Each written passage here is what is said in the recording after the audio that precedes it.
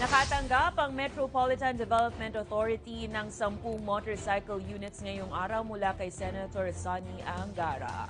Ang donasyon ay nagsilbi rin bilang suporta para sa Motorcycle Riding Academy ng ahensya na nakatakdang magbukas sa September 27.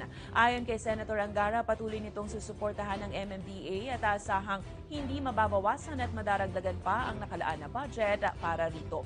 Pinirmahan ni na MMDA Acting Chairman Attorney Don Artes at Senator Angara ang Deed of Donation at Acceptance sa MMDA Head Office sa Pasig City.